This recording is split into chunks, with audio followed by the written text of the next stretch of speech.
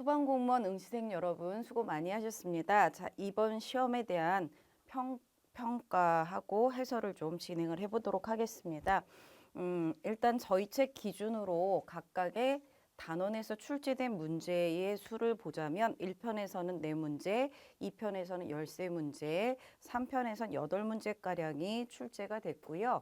일반 행정법 총론책으로 봤을 때는 1편에서 4문제, 2편에서 10문제, 의무이행 확보수단에서 3문제, 2편에서 12문제, 의무이행 확보수단에서 3문제, 그 다음에 구제법에서 6문제 정도가 출제가 됐다. 이렇게 보시면 되는데요. 일단은 뭐 제 책을 기준으로 설명을 좀 해드리도록 하겠습니다. 일단 1편 속에는 행정에 관한 일반법인 행정기본법과 관련되는 문제가 첫 번째로 딱 등장을 했고요. 그 다음에 일반 원칙, 법률 관계, 신고 파트에서 출제가 됐는데요. 아무래도 기본법 같은 경우는 이제 전반적인 것들을 출제하다 보니까 각각의 영역에 흩어져 있는 것들이 출제가 좀 됐다. 이렇게 보시면 되겠고요. 그 다음에 일반 원칙과 관련해서는 역시나 신뢰보호 원칙 파트가 출제가 많이 됐죠. 그리고 공법관계, 사법관계를 묻는 문제가 출제가 됐고요. 그 다음에 신고에 대한 게 출제가 됐는데 뭐 이거는 기본법하고 절차법을 중심으로 해서 출제가 좀 됐다라고 보시면 됩니다. 그 다음에 2편 같은 경우는 행정 입법 파트에서 한 문제가 출제가 됐는데 여기는 법규명령과 행정규칙을 아울러서 문제가 혼합돼서 출제가 됐고요. 그 다음에 행정행위 파트에서는 행정행위의 종류를 묻는 문제가 많이 출제가 됐습니다. 그래서 기존에는 이제 행정행위의 종류해갖고 재량행위라든가 또는 뭐 허가 파트 이런 쪽에서 좀 출제가 많이 된 반면에 이번에는 행정행위 중에서 재량행위 쪽이 출제가 됐고요. 그 다음에 인가, 그 다음에 그 준법률행위적 행정행위들의 사례들을 들면서 확인인지 공증인지를 묻는 문제가 출제가 됐습니다.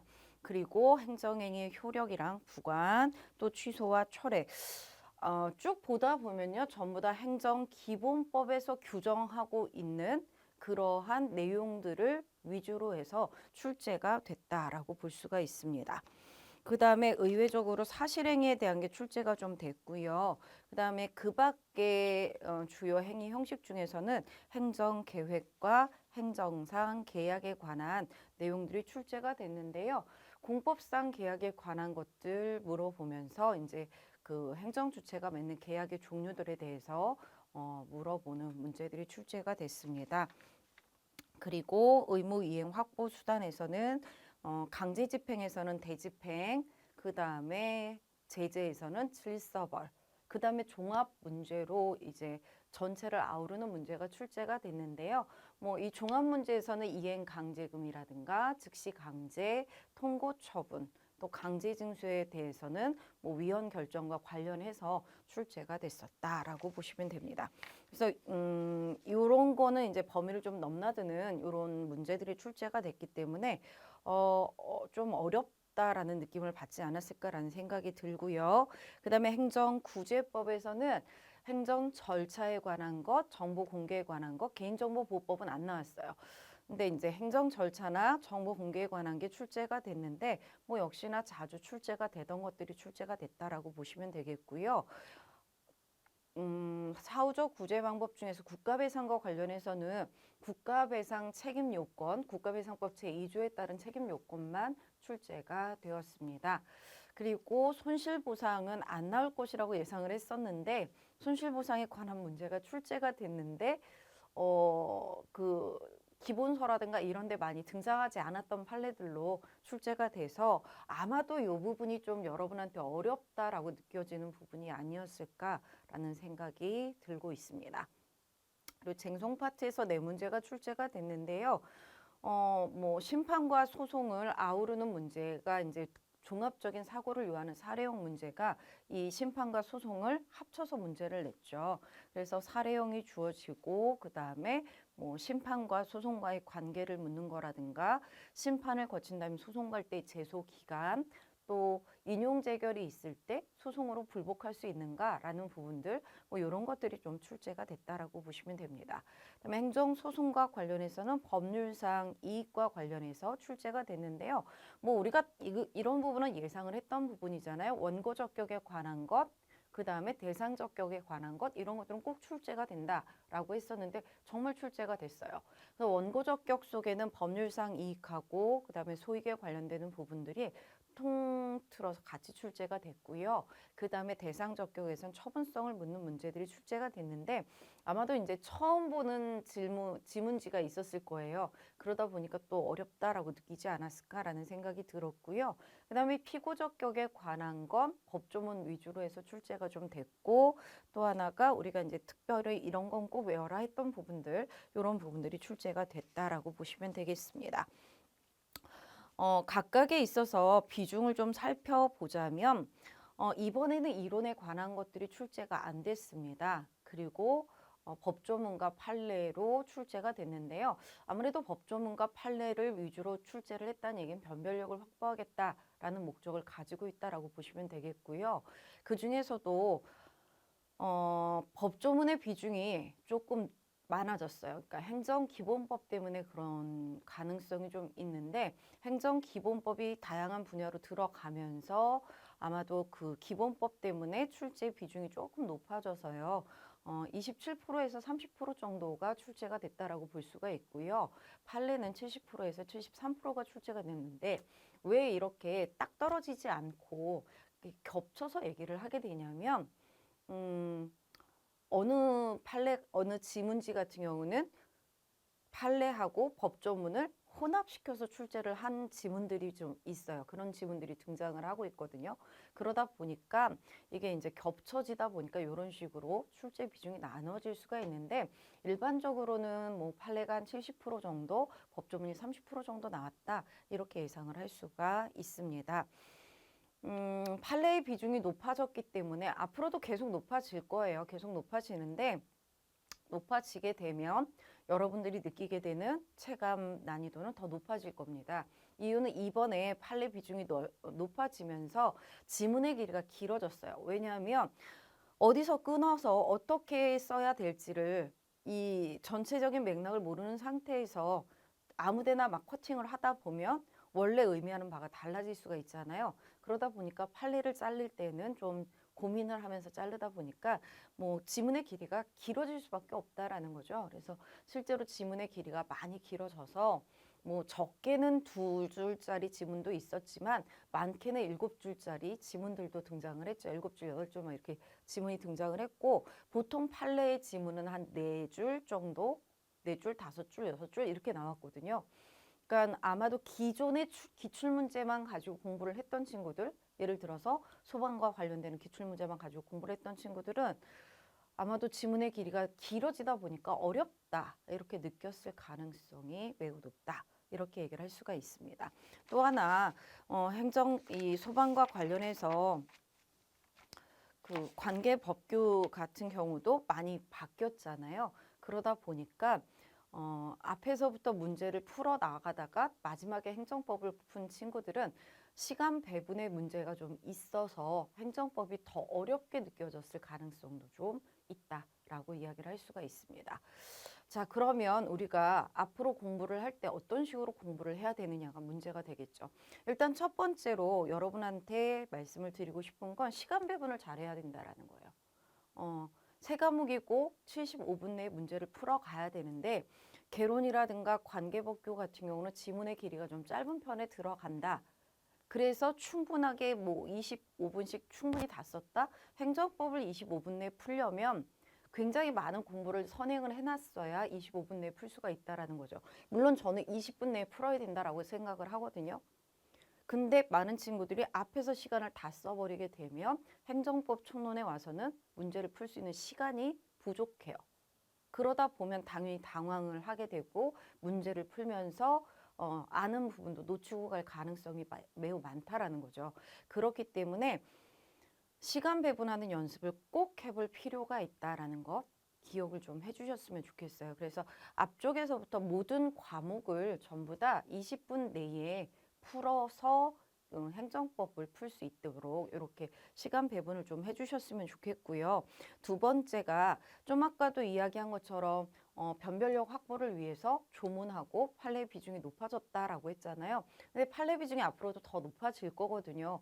그렇게 되면 지문의 길이는 당연히 장문의 길이가 될 겁니다. 장문이 될 거예요. 그러면 여러분은 그러한 장문을 읽고 해결을 하기 위해서는 내가 그 판례를 알고 있어야 아, 나 이거 아는 거야. 그리고 바로 답을 찾을 수가 있잖아요. 그러니까 판례를 좀 숙지할 필요가 있다라는 거죠. 특히나 기출됐던 판례들은 꼭 필히 다 공부를 해놔야 돼요. 그래야지만 새로운 판례가 등장했을 때 당황하지 않고 기출 판례들 먼저 제껴두고 그 다음에 나머지 것들을 생각할 수가 있다라는 겁니다. 그래서 일단은 기출되었던 판례들은 꼭 숙지를 하실 필요가 있다. 두 번째는요. 일단 가장 일반법인 행정기본법 얘는 필히 숙지를 해놔야 돼요. 이거는 법조문 특강을 할 때만 보시면 되는 게 아니라 아예 처음부터 수업 시간에 판례에 대해서 이 행정기본법에 대해서 계속 얘기를 해드리는데 그렇게 기본 개념 속에 들어가 있는 판례들은 아니 법조문은 꼭 확인을 해두고 충실히 읽어둘 필요가 있다. 제가 시험 보기 전에 행정기본법하고 절차법은 꼭 읽고 들어가라. 이건 꼭 봐야 된다라고 했었는데 읽고 가신 분들은 아마 많이 도움이 되셨을 거예요. 그래서 향후에도 시험은 이런 식으로 나올 가능성이 높기 때문에 기본법은 반드시 처음부터 숙지를 좀 해놓을 필요가 있다. 이렇게 보시면 되겠고요. 그 다음에 조문은 시험 보기 한 석 달 전부터 아니면 뭐 네다섯 달 전부터는 꼭 새로운 개정된 법조문을 가지고 철저하게 읽어가면서 꼭 내 것으로 만들어 가시기를 부탁드리겠고요. 요번에 나온 게 이제 조문하고 판례하고 혼합시켜서 문제를 내는 것들이 등장을 했잖아요. 그러니까 조문하고 관련되는 판례들을 연결해서 꼭 공부를 해두실 필요가 있다.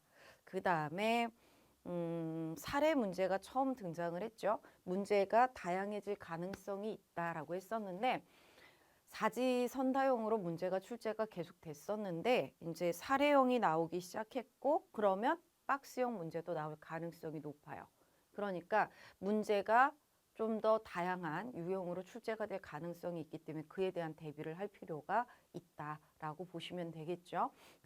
그래서 일단 사례형을 풀기 위해서는 종합문제이기 때문에 전체적인 것들을 내용들을 다 숙지를 하고 계셔야 되고 어떤 사례가 있으면 여기서 나올 수 있는 문제들이 어떤 유형들의 문제가 있는지를 나중에 특강 같은 것들을 통해서 꼭 확인을 하고 넘어가셨으면 좋겠고요. 그러기 위해서는 일단 각각의 기출 판례들에 대한 사실관계는 조금 알고 계시는 게 좋겠죠. 그래서 이건 뭐 아까 장문의 길이에 대비하자 뭐 이런 거하고도 내용이 같은데 판례를 기출 판례에 대한 것들은 내용을 사실관계라든가 그다음에 논점이라든가 이런 것들에 대해서는 조금 숙지를 하고 넘어가셨으면 좋겠습니다. 그리고 그런 뭐 유형들 여러 가지 유형들에 대비해서 평상시에도 좀 공부를 해두실 필요가 있을 것 같고요. 아무래도 꾸준하게 공부를 했고 기본 개념에 충실했던 분들은 점수가 나쁘지 않게 나왔을 겁니다. 전체적으로 문제가 어려웠냐라는 질문을 많이 받았는데요. 뭐 학생들은 체감 난이도가 높다라고 얘기를 하더라고요. 몇몇의 친구들하고 이제 통화를 좀 해봤는데 시험 보고 나온 친구들은 많이 어려웠어요 라고 얘기하는 친구들도 있고 행정법이 제일 어려웠던 것 같아요 라고 얘기하는 친구들도 있었고요. 그 다음에 개념이 중요했던 것 같아요 라고 했던 친구들도 있었어요. 그리고 또 하나가 뭐였냐면 단순히 외우기, 기출 문제를 가지고 외우기만 했던 친구들이 있었는데 어쨌건 저랑 수업을 하면서 기본 개념을 잡아가고 이해를 하다 보니까 그 이해를 했던 부분은 다시 잊어버리진 않더라라는 얘기를 많이 했었거든요. 그래서 모든 공부의 기본이 기본 개념을 잡아놓고 거기에 판례를 법조문을 추가하는 방식으로 공부를 하셔야 돼요. 그러니까 기본 개념을 충실히 하시고 그다음에 시험 볼 때까지 시험이 끝날 때까지는 기본서를 놓지 말고 꾸준하게 반복해서 읽어주셨으면 좋겠다.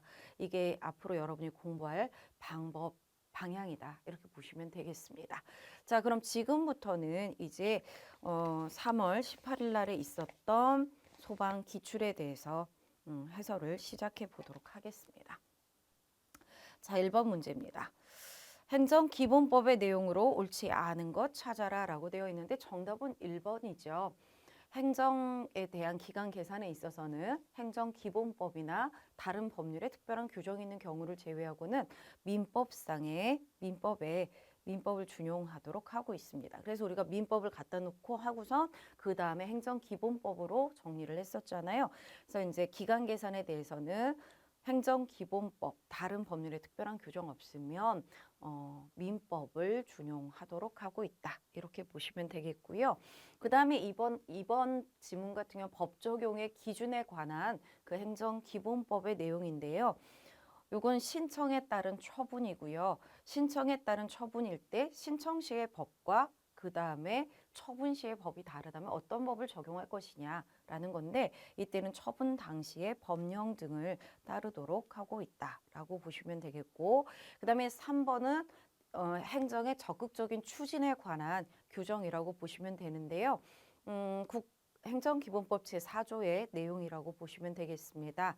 그래서 공공의 이익을 위하여 적극적으로 소속 공무원이 직무를 수행할 수 있도록 제반 여건을 조성하고 이와 관련된 시책 및 조치를 추진하여야 한다. 법조문 그대로 출제가 됐고요. 4번은 공법상 계약에 관한 규정 제27조 규정이 출제가 된 사례다라고 보시면 됩니다. 기본 개념에서는 이걸 공공계약의 한계라고 해서 여러분과 수업을 했던 적이 있었다. 이렇게 보시면 되겠습니다. 다음 2번 문제입니다. 신뢰보호 원칙에 관한 설명으로 옳은 것 찾아라 라고 되어 있고요. 자, 1번 판례는요. 절차법에서는 처분의 방식으로는 문서주의를 표방하고 있습니다. 그래서 문서로 하는 것을 원칙으로 해요. 하지만 이때의 공적 견해 표명은 꼭 문서로 해야 되는 건 아니에요. 문서로 해도 되고 구두로 할 수도 있고요.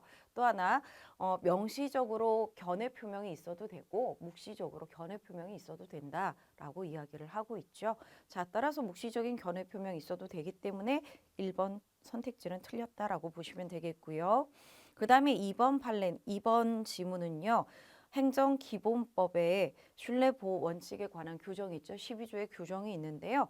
이때 신뢰보호 원칙은 공익 또는 제3자의 정당한 이익을 현재 해칠 우려가 있는 경우에는 이 신뢰보호 원칙이 적용되지 않을 수가 있다라고 이야기를 하고 있습니다. 그 다음에 3번의 실권의 법리 역시나 행정기본법 제12조 실권의 법리에 관한 내용인데요. 얘는 이제 기본 판례가 출제가 된 거죠. 실권의 법리 같은 경우는 판례에서 우선적으로 인정을 했다가 나중에 행정기본법을 만들면서 실권의 법리가 신뢰보호 원칙 파트로 들어갔던 사례라고 보시면 되는데요. 판례에서는 실권의 법리를 신의 성실의 원칙에서 파생된 원칙이다라고 이야기하고요. 그렇기 때문에 공법관계, 사법관계 모두 적용이 될 수 있다라고 합니다. 특히 공법관계 중에서 권력관계에도 이 실권의 법리는 적용이 될 수 있다라고 이야기를 하고 있고요. 그 다음에 4번은요.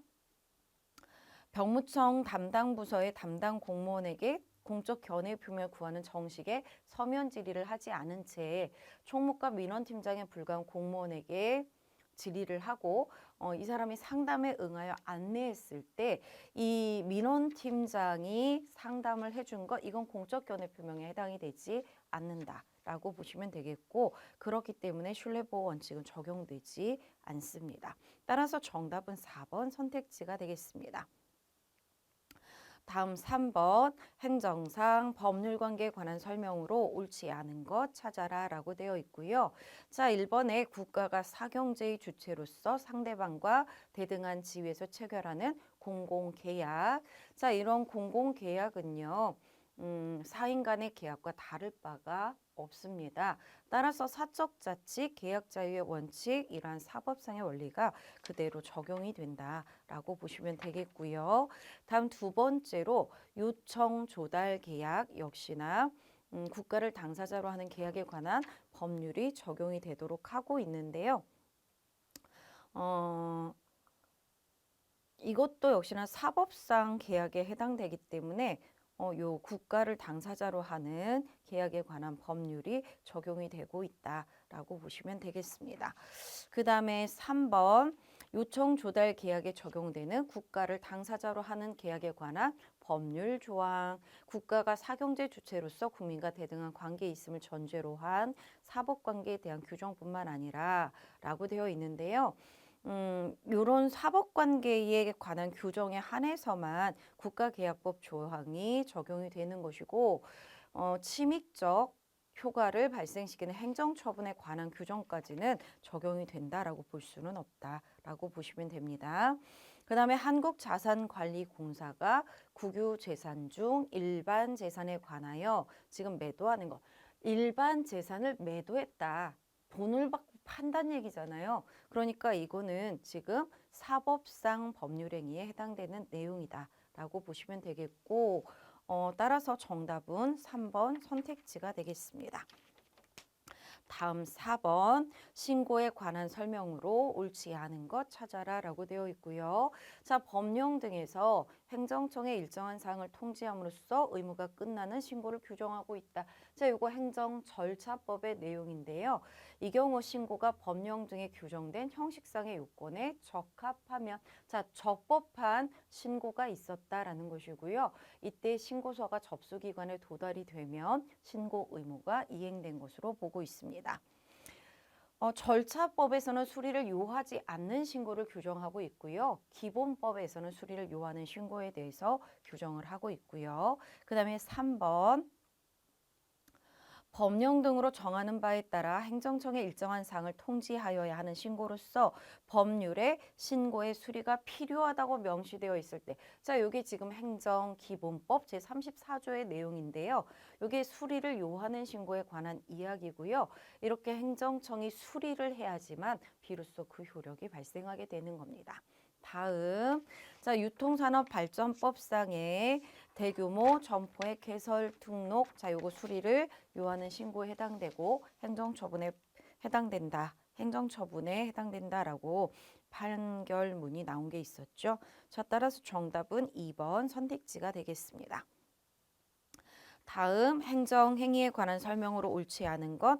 자, 요게 이제 준법률행위적 행정행위 중에서 확인과 공증에 관한 이야기라고 보시면 되는데요. 1번의 친일 반민족 행위자 재산조사위원회 국가 귀속 결정. 자, 요거는요. 준법률행위적 행정행위에 해당되는 행정행위로서 확인에 해당되는 내용이다라고 보시면 되겠고요. 그 다음에 사업자 등록증에 대한 검열이라고 되어 있고요. 사업자 등록증을 교부하는 것, 또 검열하는 것, 이거 전부 다 증명하는 사실행위에 해당이 됩니다. 그래서 이건 공증에 해당되는 내용이다. 따라서 정답은 2번. 그 다음에 지적공부 소관청의 지목 변경 신청, 반려행위, 공증과 관련되어 있지만 예외적으로 처분성이 인정되는 대표적 사례다라고 했었고요. 그 다음에 인감증명행위라고 되어 있고, 자, 인감증명행위라는 것은요. 어떠한 권리나 의무가 발생하는 그러한 행위가 아니라 지금 출원자의 현재 사용하는 인감이 이거다라고 이제 증명을 해주는 것에 해당이 된다라고 보시면 됩니다. 따라서 얘는 처분성이 인정이 되는 것도 아니고요. 그렇기 때문에 여기에 대해서 소송을 통해서 다툴 수 있는 법률상 이익이 인정되는 것 또한 아니다라고 보시면 되겠습니다. 다음 6번 문제입니다. 자, 재량행위에 관한 설명으로 옳지 않은 것 찾아라 라고 되어 있는데요. 자, 첫 번째 거는 재량행위에 대한 사법심사 방식이죠. 요거는 중요하다 계속 얘기를 했던 것 중에 하나인데요. 사법심사, 재량행위의 사법심사 방식은 결론을 도출함이 없이 일탈 남용이 있었는지 여부만을 심사한다. 이렇게 되어 있고 따라서 1번 지문은 맞는 지문이 되겠습니다. 다음 2번 행정청의 전문적인 정성적 평가 결과 판단의 기초가 된 사실 인정에 중대한 오류가 있거나 그 판단이 사회통념상 현저하게 타당성을 잃어 객관적으로 불합리하다는 등의 특별한 사정이 없는 한 법원이 당부를 심사하기에 적절하지 않으므로 가급적 존중이 되어야 한다라고 되어 있어요. 여기 지금 전문적인 정성적 평가 결과이기 때문에 요거는 그 판단이 된 걸 그냥 존중해야 되는 거지 법원이 이에 대해서 판단할 수 있는 건 아니다라고 보시면 돼요. 3번은 보시면 재량성이 부여되어 있는데 지금 사실 오인이 있었던 것, 재량권이 없다고 오인했고 그래서 이익 형량도 하지 않았고 뭐 이렇게 얘기를 하고 있거든요. 자, 이익 형량을 하지 않았다면 이건 재량권의 불행사에 해당이 돼요.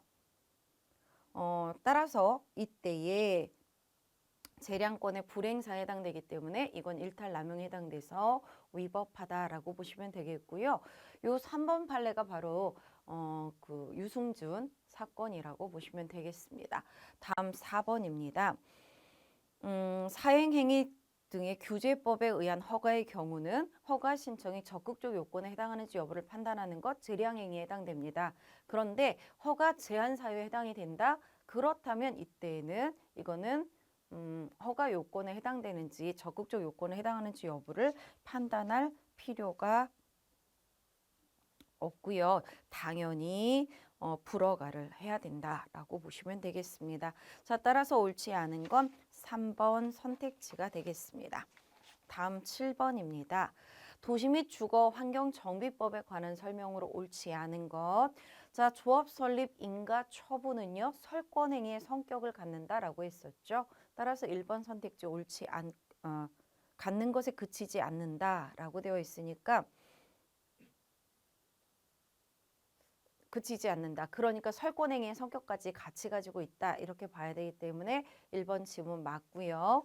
다음 2번 사업시행 계획이 무효이다. 그에 대한 인가 처분이 있었다.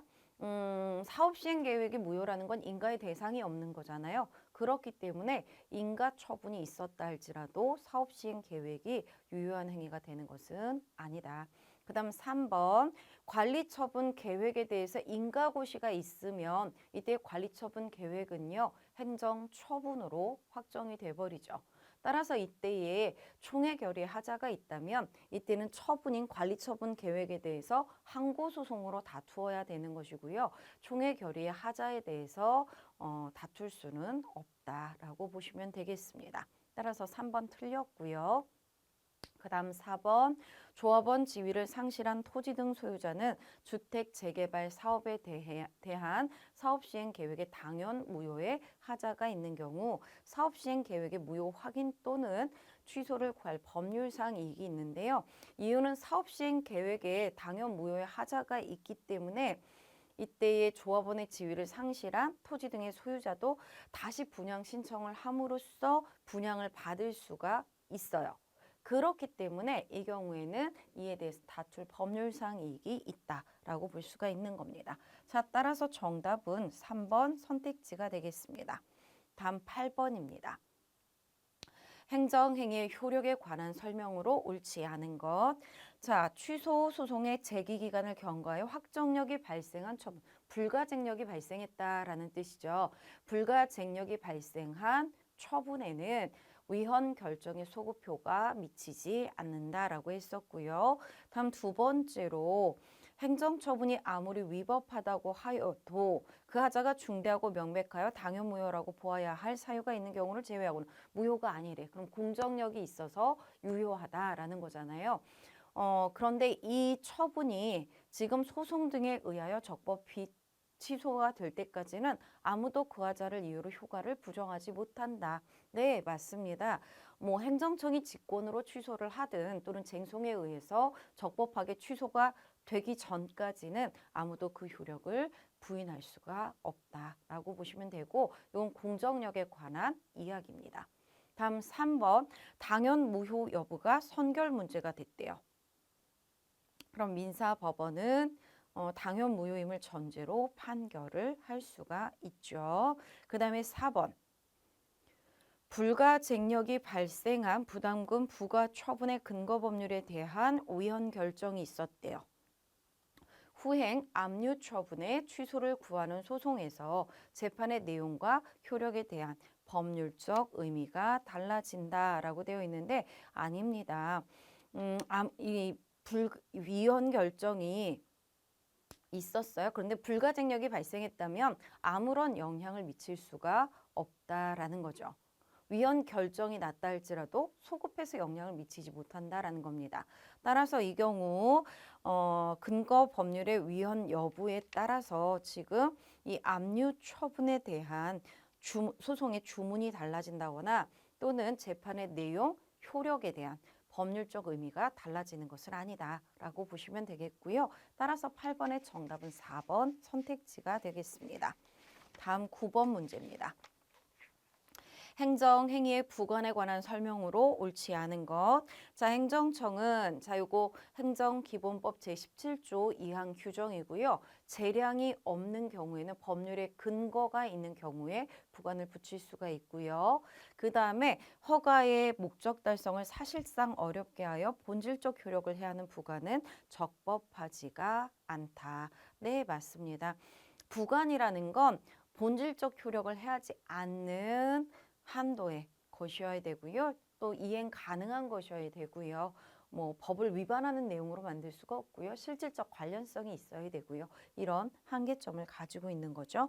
그 다음에 3번 부담이 무효래요.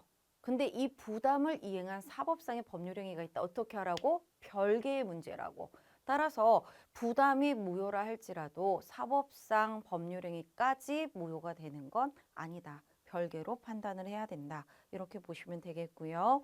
네 번째, 부담의 전제가 됐던 주된 처분의 근거 법령이 개정이 됐다.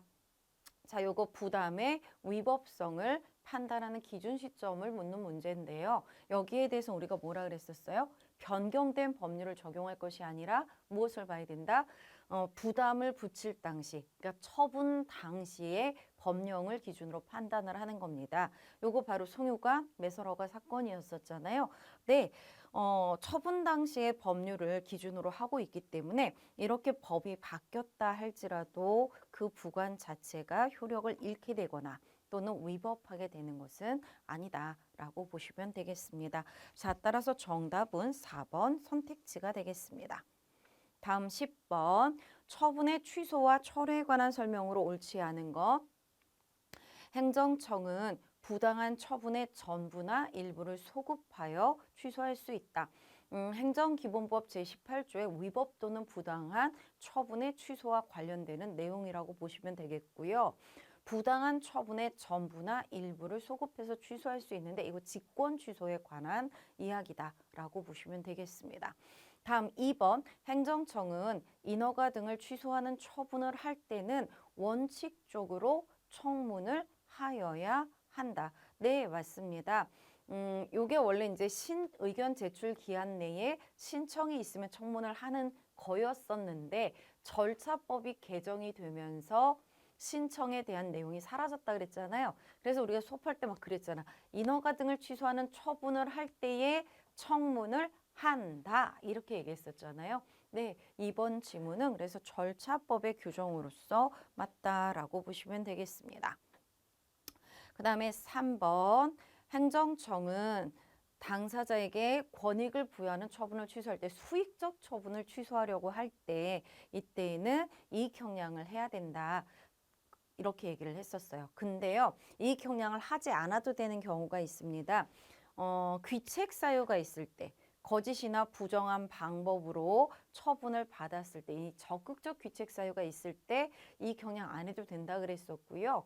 또 하나가 소극적 귀책 사유가 있을 때 예를 들면 처분의 위법성을 알고 있었어 또는 중대한 과실로 알지 못했어 뭐 이런 거 이게 소극적 귀책 사유인데 이런 소극적 귀책 사유가 있을 때 그러니까 적극적이든 소극적이든 귀책 사유가 있으면 이 경향을 따로 하지 않아도 된다라고 보시면 되겠습니다.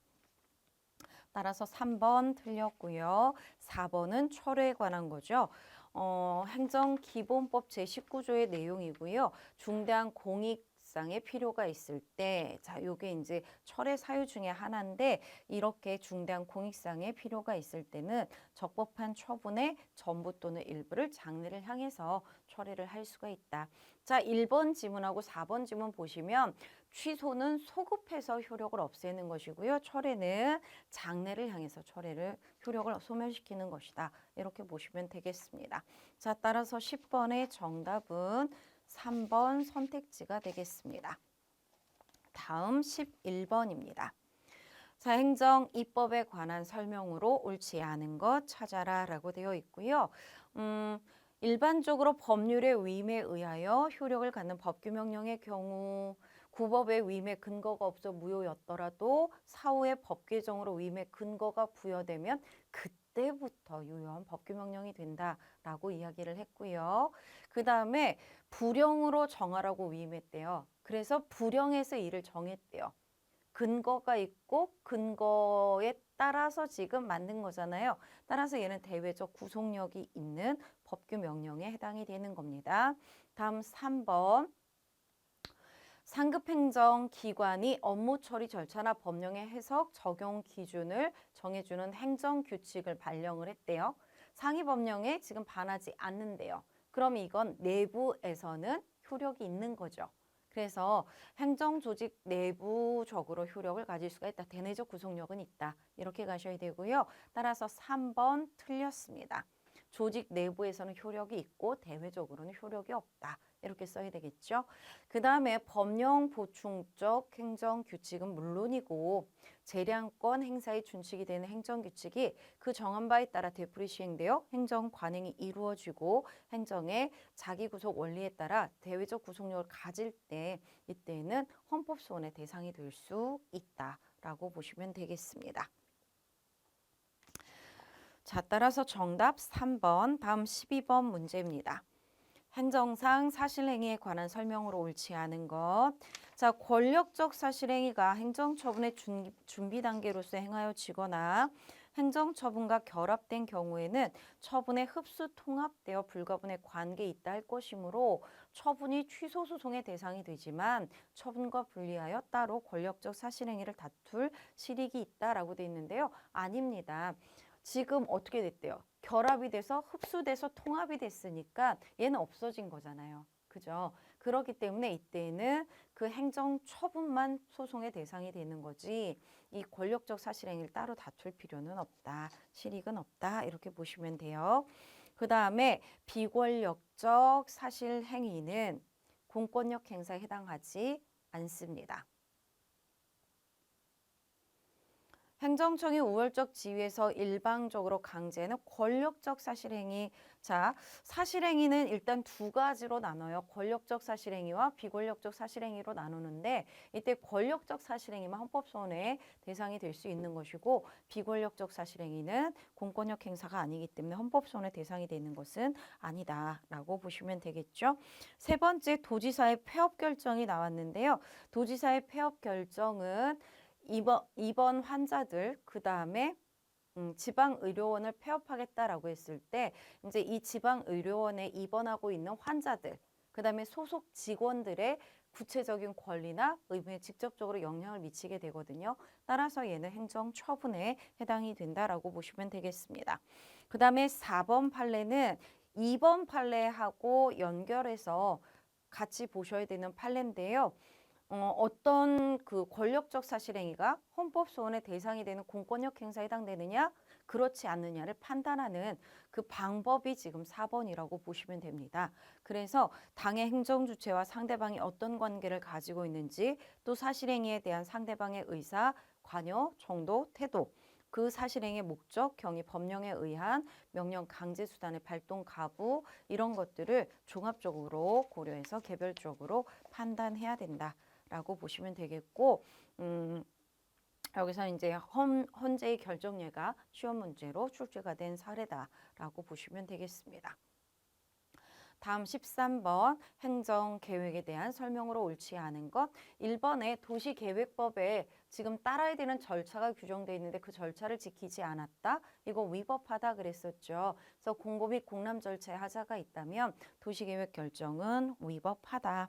그 다음에 2번에 4대강 살리기 마스터 플랜은 행정처분 아니라 그랬었고요. 그 다음 3번 재건축 정비 사업조합의 사업시행 계획.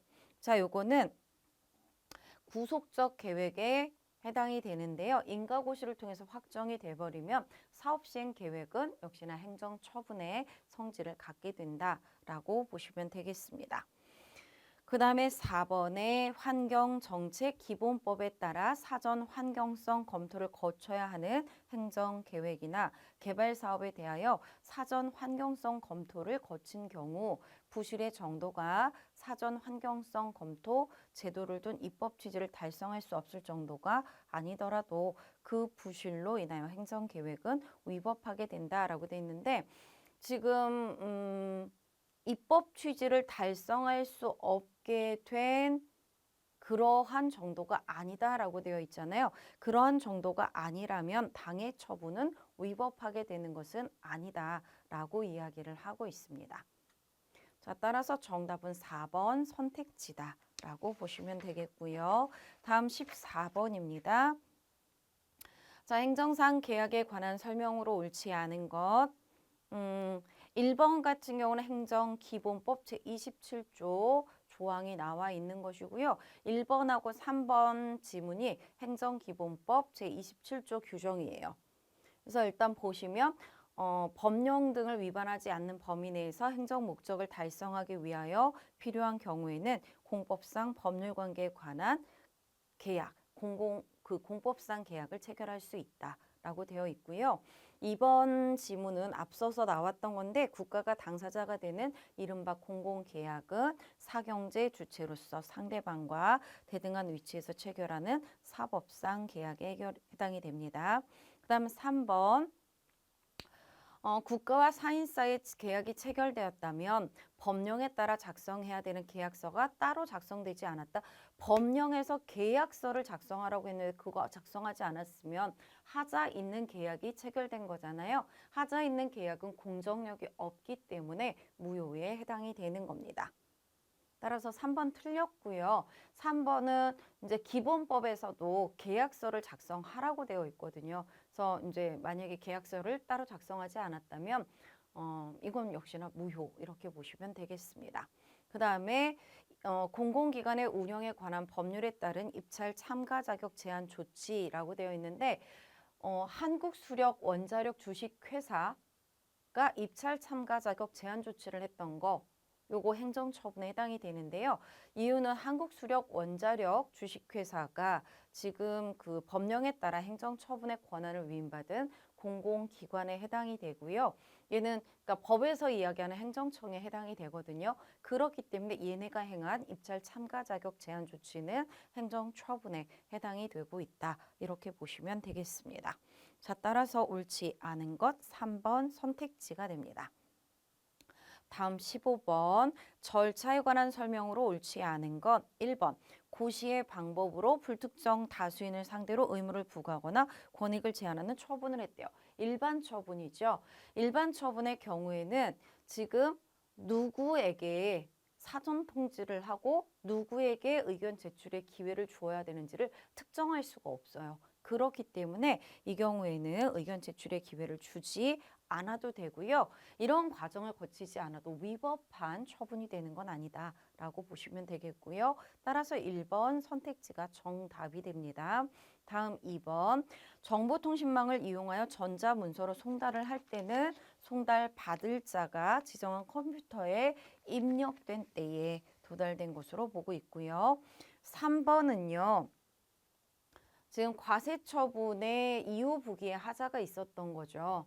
이후 부기의 하자는요. 쟁송을 제기하기 전까지만 치유가 일어나게 되는데요. 지금 상고심의 계류 중에 통지를 해줬다라고 돼 있거든요. 이미 쟁송이 진행되고 있는 상태이기 때문에 이렇게 산출 근거를 통지해 줬다 할지라도 하자가 치유가 되는 것은 아니다라고 보시면 됩니다. 그다음에 4번은 이후 부기에 관한 이야기인데요. 신청에 대한 거부 처분에 대해서는 이후 부기가 다소 완화가 될 수 있습니다.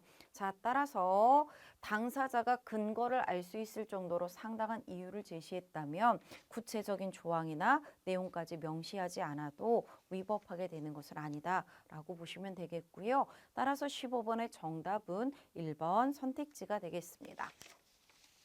다음 16번은 정보공개법과 관련되는 내용인데 정보공개법이라고 해놓고 정보공개법은 하나도 안 나왔어요. 이건 판례들만 출제가 됐는데요. 1번에 보면 지금 정보공개 청구가 담당 공무원을 괴롭힐 목적으로 했다라고 돼 있거든요. 이건 권리남용에 해당되고요. 이러한 경우에는 청구권을 행사했을 때 이를 거부할 수 있고요. 권리남용에 해당된다면 청구권 자체를 행사하는 것이 허용되지 않는다라고 보시면 되겠습니다. 다음 정보공개 청구권자가 나왔고 모든 국민이 정보공개를 청구할 수 있다라고 하는데요. 자, 여기서의 모든 국민은 자연인은 물론이고 법인, 권리 능력 없는 사단, 재단이 포함이 되는데 이때 자연인의 이해관계를 불문하고요. 법인이나 권리 능력 없는 사단, 재단은 설립 목적을 불문하도록 하고 있죠. 다음 3번 공개 청구의 대상이 되는 정보란 공공기관이 직무상 작성 또는 취득하여 자, 요 말이 중요한 거 현재 보육 관리하고 있는 문서에 한정하고 있는데요. 그 문서가 반드시 원본일 필요는 없다라고 했었죠. 다음 4번 진행 중인 재판에 관련된 정보에 해당한다는 사유로 정보 공개 청구를 거부하기 위해서는 반드시 그 정보가 진행 중인 재판의 소송 기록 자체에 포함된 내용일 필요까지는 없다. 또 재판에 관련된 일체의 정보가 그에 해당해야 되는 것도 아니고요. 그죠? 이 경우 진행 중인 재판의 소송 기록 그 자체에 포함된 내용의 정보에 해당하여야 한다라고 되어 있는데요. 자, 지금 보시면 정보가 진행 중인 재판의 소송 재판에 관련된 일체의 정보가 그에 해당하는 것은 아니다. 일체의 정보일 뿐만 아니라 정보일 뿐만 아니라 진행 중인 재판의 소송 기록 자체에 포함된 내용의 정보에 해당해야 된다. 둘 다 아니에요. 관련된 일체의 정보에 해당하는 것 아니고 또 진행 중인 재판의 소송 기록 자체에 포함된 내용의 정보에 해당하지 않아도 된다. 포함된 내용일 필요 없고요. 죄송해요. 그 정보가 진행 중인 재판의 소송 기록 자체에 포함된 내용일 필요 없습니다. 따라서 4번 선택지는 옳지 않다라고 보시면 되겠습니다. 다음 17번 대집행에 관한 설명으로 옳지 않은 것. 자, 우리가 대집행의 대상이 되는 그 의무는 법률에 의해서 부과된 대체적 자기 의무의 불이행이 있을 때 대집행을 할 수가 있는데요. 자, 이 대체적 자기 의무는요, 법률 규정에 의해서 직접 명령이 되거나 또는 법률에 근거해서 행정청이 명령을 해도 된다 그랬으니까 법률 규정에 의해서 직접 부과가 될 수도 있고 처분의 형식으로 부과가 될 수도 있다라는 겁니다. 근데요, 이 법률의 범위가 형식적 의미의 법률을 얘기하는 게 아니에요. 그러니까 국회가 제정한 법률뿐만 아니라 법률의 위임에 의하여 만들어진 명령에 의해서도 또 지방자치단체의 조례에 의한 그런 의무여도 상관이 없습니다.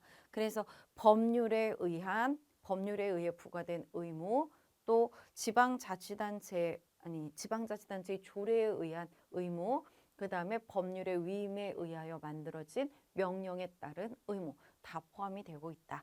따라서 1번 조례에 의하여 직접 명령이 되었다. 대집행의 대상이 될 수 있죠. 되셨어요? 그 다음에 2차 계고 처분이 있었다. 2차 계고 처분은 뭐라 그랬었죠? 단순히 대집행을 연기해 주는 것에 불과하다 이렇게 이야기했었죠. 따라서 얘는요 연기했다라는 사실을 통지해 준 것에 불과하기 때문에 행정처분에 해당되는 것은 아닙니다. 그 다음에 3번 대집행 비용은 대집행법 제6조에 따라 국세 징수법에 의하여 징수를 할 수 있고요. 그 다음 계고처분은 의사의 통지로서 독립된 처분인데요. 이때 위법한 건물에 대해서 철거 명령과 동시에 계고 처분을 발령할 수 있다라고 했었죠. 자, 따라서 정답은 2번 선택지가 되겠습니다. 다음 18번입니다. 자, 행정질서벌에 관한 설명으로 옳은 것 찾아라 라고 되어 있고요. 자, 과태료 부과와 형사처벌. 자, 과태료 부과는 형벌이 아니잖아요. 그렇기 때문에 과태료 부과와 형사처벌은 성질이나 목적이 달라요. 그렇기 때문에 과태료를 부과한 후에 형사처벌을 할 수 있고요. 그렇다 할지라도 일사부재리 원칙에 반하는 것은 아니다라고 보시면 되겠습니다. 다음 2번. 과태료와 같은 행정 질서벌은 의무 위반이라는 객관적 사실에 대하여 과하는 제재입니다. 따라서 현실적인 행위자가 아니더라도 법령상의 책임자로 규정된 자에게 부과를 할 수가 있고요. 3번. 자신의 행위가 위법하지 아니한 것으로 오인하고 행한 질서 위반 행위에 대해서는 오인의 정당한 이유가 있는 때 한해서 과태료를 부과하지 않는다라고 했었고요. 4번. 자, 질서 위반 행위가 있었는데 법률이 변경돼서 더 이상 질서 위반 행위에 해당되지 않게 되었어요. 그러면 이때는 변경된 법률에 따라 과태료를 부과하지 않는다. 이렇게 이야기를 했었죠. 이때는 이제 변경된 법률을 적용하는 거다. 자, 따라서 옳은 것은 2번 선택지가 되겠습니다. 다음 19번입니다. 실효성 확보 수단에 관한 설명으로 옳지 않은 것. 1번 판례는 소방기본법에 따른 그 강제 처분에 관한 내용이고요. 강제 처분은 즉시 강제에 해당이 되고 있습니다.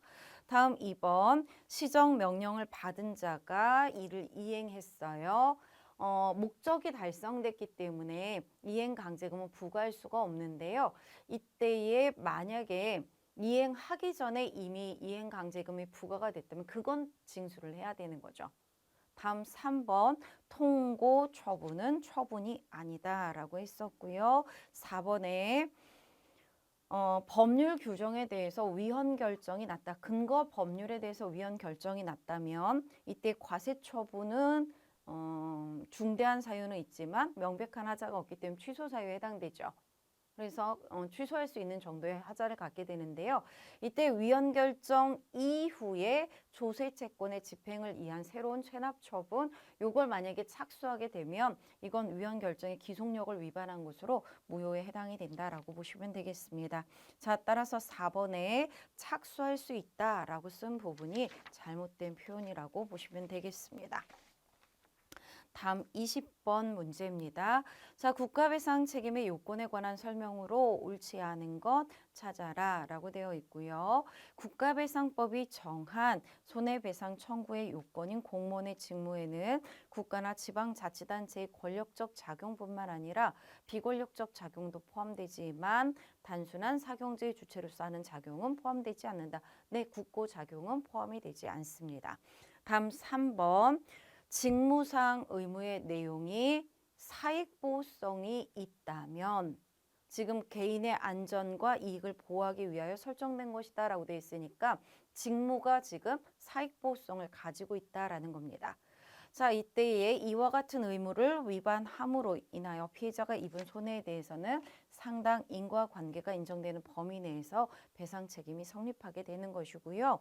3번에 항고소송에서 위법한 것으로서 취소된 행정처분이 처분이 지금 위법하다라는 건 인정이 됐어요. 그런데 객관적 정당성을 상실하였다고 인정될 정도에 이른 것이 아니래요. 그렇다면 이건 과실이 있었다라고 볼 수는 없는 거죠. 따라서 이거 불법 행위를 구성하게 되는 건 아니다. 고의 또는 과실에 의한 불법 행위라고 이야기할 수는 없고요. 따라서 3번 선택지는 옳지 않습니다. 다음 4번의 중과실의 의미에 대한 이야기인데요. 중과실이란 공무원에게 통상적으로 요구되는 정도의 상당한 주의를 하지 않더라도 약간의 주의를 한다면 손쉽게 위법, 유의한 결과를 예견할 수 있는 경우임에도 만연히 이를 간과한 경우와 같이 거의 고의에 가까운 현저한 주의를 결여한 상태를 이야기하는 것이다. 그래서 중과실의 의미에 대한 이야기고요. 옳지 않은 건 3번 선택지가 되겠습니다. 다음 21번입니다. 요게 조금 여러분이 어려우셨을 거예요. 일단 첫 번째로 소하천 정비법에 따라 소하천 구역으로 편입된 토지의 소유자가 사용 수익에 대한 권리 행사에 제한을 받아 손해를 입고 있대요. 이건 손실보상을 청구해야 되죠. 이때에는 손해배상이나 부당이득의 방법으로는 청구가 이루어질 수 없다라고 보시면 되겠습니다. 다음 두 번째, 전염병 예방법에 의한 피해 보상 제도가 수익적 행정처분의 형식을 취하고는 있지만 전염병 예방법의 취지와 입법 경위 등을 고려하면 그 실질은 피해자의 특별한 희생에 대한 보상에 가까우므로 요거 지금 인정 여부는 객관적으로 합리적인 재량권의 범위 내에서 타당하게 결정이 되어야 한다. 네, 다음 3번. 재방부지 및 재외지가 하천구역이 되어 국유로 되는 이상, 자 이거 특별한 희생에 해당되죠. 따라서 이때 손실보상을 해줘야 되고요. 그 다음에 4번에 보시면 요거는 이제 출제가 됐던 지문 중에 하나인데요. 도시계획, 시설, 사업은 도로, 철도, 항만, 공항, 주차장 등 교통시설, 수도, 전기, 가스, 공급 설비 등 공급시설과 같은 도시계획 시설을 설치, 정비 또는 개량하여 자 목적이 어디 있냐면 공공복리를 증진시키고 국민의 삶의 질을 향상시키는 걸 목적으로 하고 있다. 자, 이게 바로 공공의 필요성이라는 요건에 해당이 되는 거죠. 자, 따라서 옳지 않은 건 1번 선택지가 된다라고 보시면 되겠습니다. 다음 22번. 자신이 소유한 모텔에서 성인 을과 청소년 병을 투숙시켜 이성 혼숙하도록 한 사실이 적발되어 A도 관할 비군 군수 정으로부터 이런 거 너무 싫어. 그죠? 공중위생관리법에 따라 영업정지 3개월의 처분을 받았답니다. 갑이 처분의 취소를 구하는 심판을 청구하려고 한대요. 이에 관한 설명으로 옳지 않은 것. 자, 일단 첫 번째. 공중위생관리법에 따른 영업정지 3개월의 처분은요. 필요적 행정심판 전치주의에 해당되지 않습니다. 따라서 심판을 거치지 않고 곧바로 취소 소송을 제기하는 것도 가능하다. 임의적 전치에 해당이 되는 거죠. 두 번째, 본 사안에서 정해 영업정지 처분에 대한 불복. 자, 누가 했어요? 비군, 군수가 했죠. 시, 군, 자치구의 장이 행한 처분에 대해서는 시도지사 행정심판위원회에서 심리 재결을 하기 때문에 이때에는 A도 행정심판위원회에서 심리 재결을 하는 것 맞습니다. 다음 3번. 지금 취소심판 청구가 기각이 됐대요. 기각이 됐을 때는 이제 심판을 거친 다음에 소송을 가는 경우니까 재결서 정본을 송달받은 날로부터 90일 이내에 소송을 제기해야 되겠죠. 그 다음에 4번. 심판위원회가 청구를 인용하는 재결을 했대요. 인용 재결이 있었다는 얘기는 원하는 대로 재결이 나왔다는 것이고요. 여기에 대해서는 소송으로 갈 필요가 없는 거죠. 네, 따라서 4번에 소송을 제기할 수 있다. 틀린 지문이 되겠습니다. 다음 23번입니다. 소송법에 따른 법률상 이익에 관한 설명으로 옳지 않은 것 찾아라 라고 되어 있고요. 자, 1번에 보면 원상 회복이 불가능하다라고 되어 있잖아요. 이렇게 원상 회복이 불가능할 때는 원칙적으로 소익은 없습니다. 근데 3번 지문처럼요. 원상 회복이 불가능하더라도 월정 수당의 지급을 구할 수 있다고 인정이 되며 부수적인 이익을 챙길 수 있다면 이때는 소송을 계속할 필요가 있죠. 소익이 있다. 따라서 3번 선택지는 틀렸다라고 보시면 됩니다. 다음 2번. 지금 처분 등의 취소를 구하는 것보다 실효적이고 직접적인 구제 수단이 있대요. 그럼 소송할 필요가 없어요. 소익이 없다라고 보시면 되겠고 4번에 처분이 취소가 됐대요. 대상이 없으니까 이 소송 계속할 필요가 없겠죠. 자, 따라서 정답 3번 선택지가 되겠습니다. 다음 24번입니다. 항고 소송의 대상이 되는 처분에 관한 설명으로 옳지 않은 것. 자, 과태료 부과 여부, 그 당부는 질서 위반 행위규제법에 따라서 판단이 됩니다. 그러니까 불복하는 것도 질서 위반 행위규제법에 따라 과태료 재판을 하잖아요.